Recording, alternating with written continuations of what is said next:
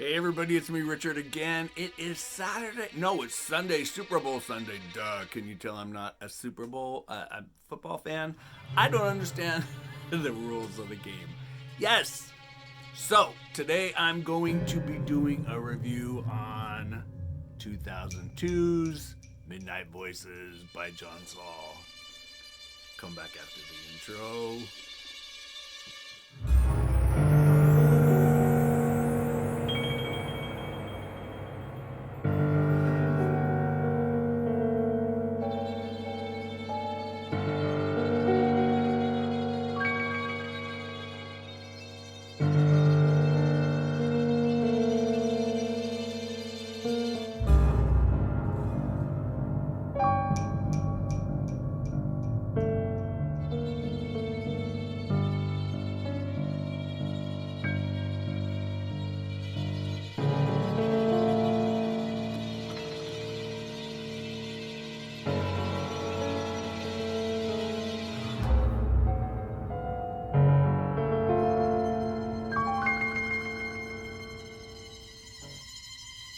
Hey everybody, it's me Richard.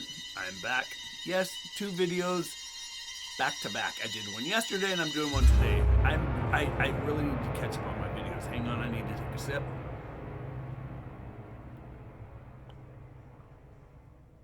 Oh my god, you guys, I love coffee.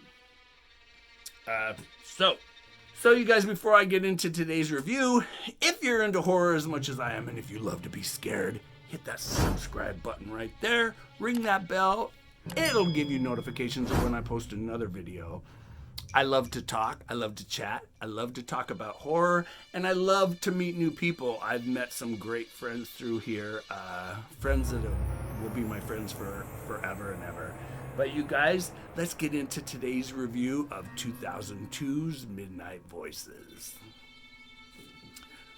What I'm going to be doing a review on is this. It came out 2002. It is the 31st book, 31st or 32nd, it's one of those, of his 39 New York Times bestsellers. Now you guys know that John Sauls always been probably one of my favorite horror authors. Oh, and by the way, I am wearing my Let's Summon Demons shirt. Yes. Can never go wrong with this guy's artwork on t-shirts. So, this is the book. That is, yes, the New York brownstone. There he is right there. This is the first book. This came out in 2002. This is the first book I didn't get signed by him because I moved to California. And he was still living in Seattle with his partner, Michael. It's got 341 pages, and before I get into this, I'm going to welcome some new subscribers. So, yeah, I want to welcome some new subscribers. I don't want to make you guys look at the top of my head, so hang on just a sec. Oh my god. You guys, I just did my entire review, and I had my camera on pause, so I have to do this over again. So, I want to welcome to the channel in no particular order, Mike Dean, B. Drake, Oak Bastion, and Alyssa Samuels. Oak, you already know who I am.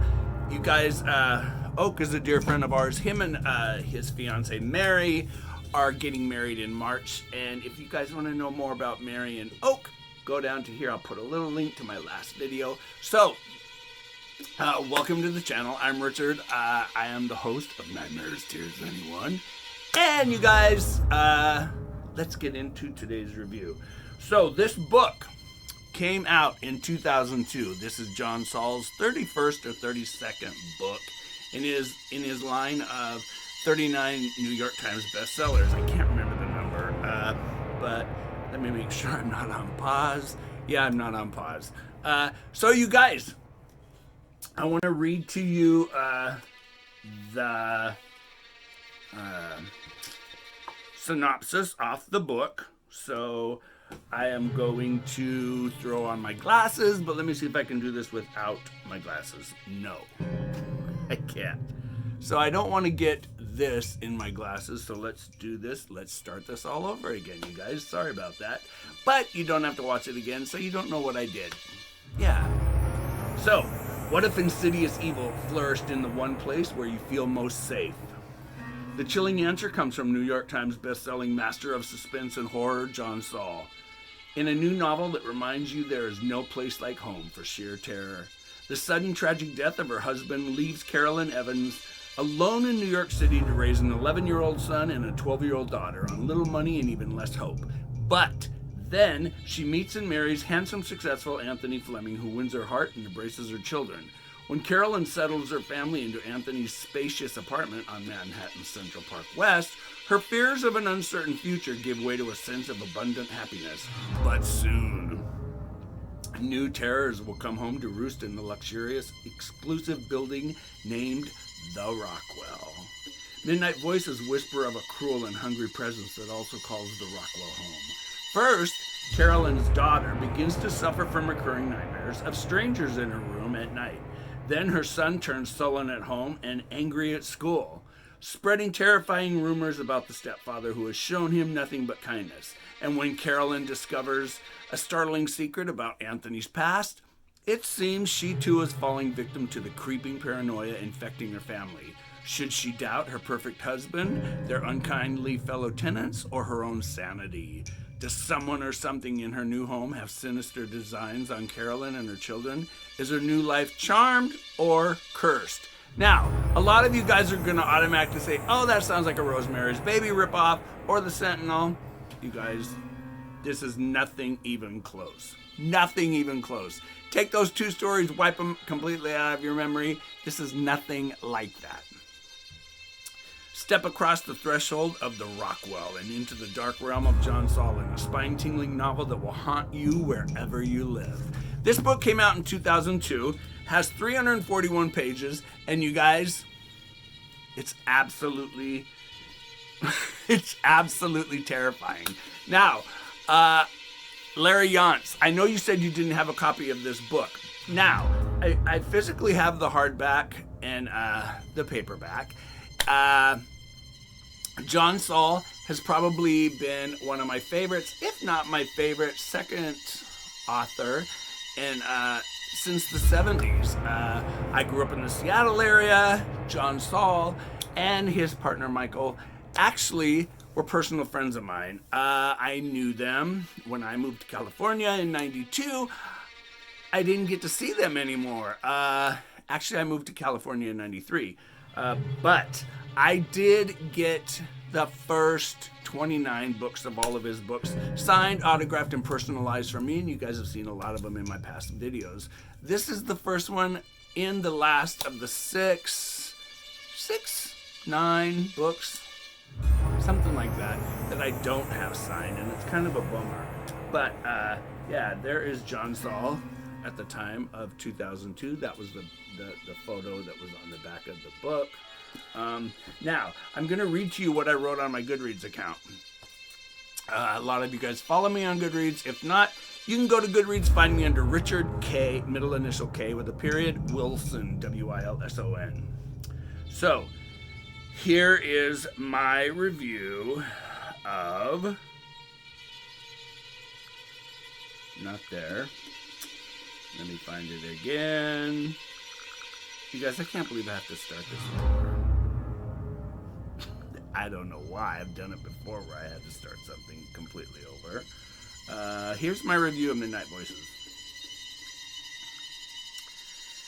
This is the perfect example of why John Sauls has been and will always be one of my two favorite horror authors of all time, along with Robert R. McCammon and Michael McDowell. Now, Robert R. McCammon and Michael McDowell, there's a funny story there. I place them completely balanced on a plateau, so they both are one author in my mind. Yeah, I love them both the same, and they're probably all three of them are probably my number one.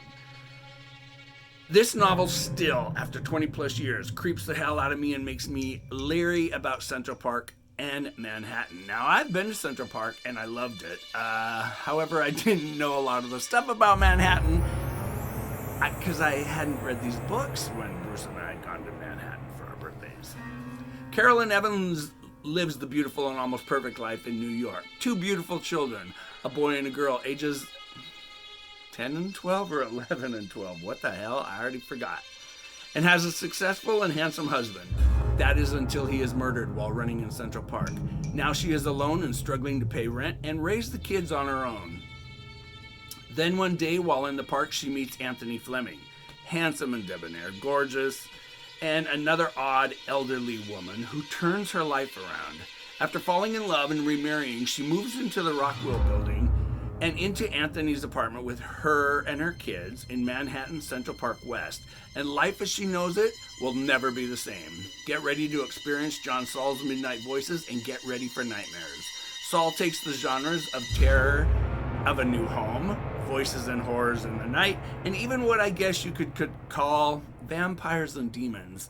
Now, these aren't vampires like with capes and fangs and all that shit. I just use that word because, well, I don't want to say anymore.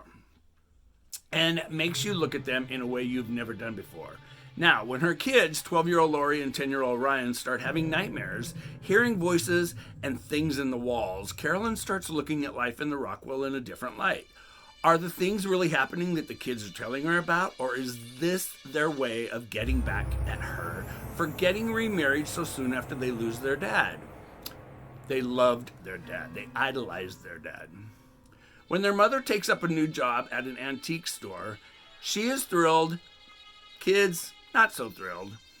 But when she meets elderly and very strange Irene at the park, and then she comes into the store and she becomes a client of hers, this is when Carolyn's life goes to hell. Her best friend Andrea is a social worker, and one of her foster kids, who's a client, is adopted by a couple who actually lives in the Rockwell. When she is suddenly sick with a mysterious illness, Andrea makes Caroline realize that something is going on in the building that involves all the tenants. And it is the most creepy and disturbing thing you will ever imagine. Yeah, now Andrea's little client, she is always sick. She's constantly sick with these weird sicknesses. So she starts to investigate as a social worker, and she starts going to the Rockwell, and she starts noticing really, really, really weird things. She tells Carolyn about it, but Carolyn doesn't want to believe it because this is her new home. This is where her new husband has lived for a long time. She just doesn't want to, have to listen and believe these things.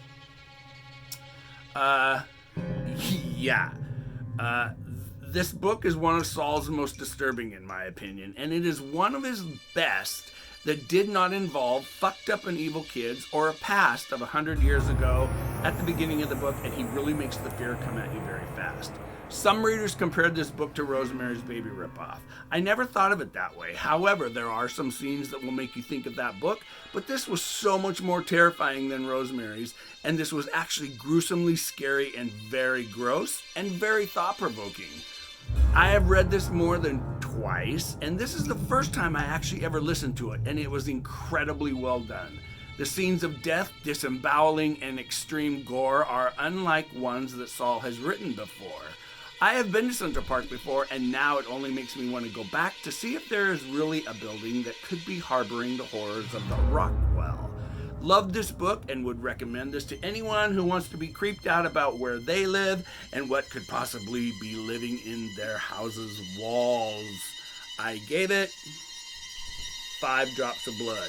Now, like I said, there is a Rockwell building. However, it's not in Manhattan. It is in the Bronx, and it's at 666 Lexington Avenue. I don't know, but just look up the Rockwell building. It's actually a very cool, new, modern high-rise. It's not the building that Saul describes in the book. Now, this book is so damn creepy. When Carolyn meets Irene, she first meets her in the park, and Irene is with Anthony, and this is how Carolyn gets to meet Anthony. Now, when she takes a job in the store owner of the antique store, I cannot remember her name. It starts with a C. It's not Carolyn, but Carolyn is the mother, of course. But she tells Carolyn, she says, well, hopefully you're going to make us money. You're going to be a successful employee. times are slow for Carolyn. You know, when people go into antique stores, they always want to talk to the same person because that person really knows their antiques. Carolyn doesn't start off with a bang and have a lot of sales, but she tells Irene about a vase that came in the store. Irene right away, she's this elderly lady in her late 80s who has lived in the Rockwell, it seems like forever. She tells Carolyn, oh, it sounds like one that I had that'll match my other pieces. Well, Carolyn tells the shop owner about this. The shop owner buys the vase. It's a huge, huge vase. And it's yellow, it's gorgeous, and it's Chinese porcelain. It's, you know, hand painted and everything, almost like a cloisonne. She buys it for like $90 at an estate sale, and she marks it up to $900. Well, Carolyn doesn't feel comfortable about this because she doesn't really want to rip off Irene. She doesn't know if Irene's rich. She just knows she's elderly. She doesn't want to rip her off. The shop owner knows who Irene is, and she tells her, oh, she won't think anything about it.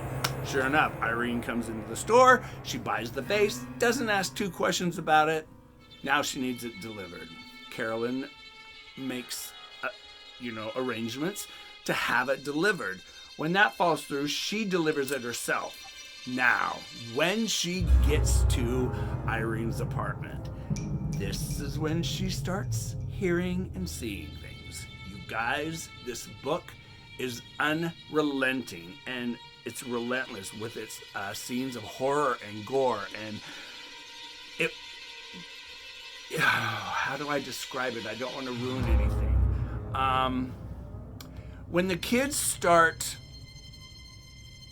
well, actually Lori starts trusting Anthony in ways that Ryan doesn't nor can't. Lori starts getting affected and almost attacked more than Ryan does, and she starts bringing herself closer to Anthony for security, you know, because she's missing her father. I don't want to say anymore. You guys, if you own the paperback or the hardback, read it. But if you have a way to listen to it, you should listen to it. The audio version is absolutely incredible. I'm not going to say anything more about it. I don't want to ruin it. But you guys, today is Super Bowl Sunday. I'm not going to watch the game. It's right now, it's like 2 o'clock our time. It's 76 degrees out. And today, well, I already showed you I have my Let's Summon Demons shirt on. But you guys, tomorrow's Valentine's Day. So hopefully you have someone that you're going to be with. Hopefully you're going to get chocolate. I know I have tons of chocolate in this house. So I'm always eating chocolate. And yeah, tomorrow's Valentine's Day, you guys. So have a wonderful Sunday. Today is Super Bowl Sunday. Like I said, I won't be watching the game. I don't understand the rules of football. However, I do like to watch it for the tight ends and the quarterbacks. Yes. Had to throw that in there. You guys know. Come on. You knew it was going to come out. But this is another video right after yesterday's. So I want to tell you all, thanks for stopping by. Thanks for watching. Please leave me a comment below if you've read this book, or if you would like to read this book, or if you even have it in a pile or on your shelves like me and you just haven't read it, let me know. So you guys, I'm Richard with Nightmares, Tears, anyone. Have a good weekend, you guys. Pick up a good book. Have great nightmares. Get scared by a book. And like I say all the time, you guys, live your life like a book. Just don't turn that last page, because once you do, it's over. Yeah, if there's a last page, don't read the credits of when it was printed and all that stuff. Just read the author's notes if there are some. But you guys take care. I'm Richard. I will see you guys in the next video. Take care. Have a good weekend.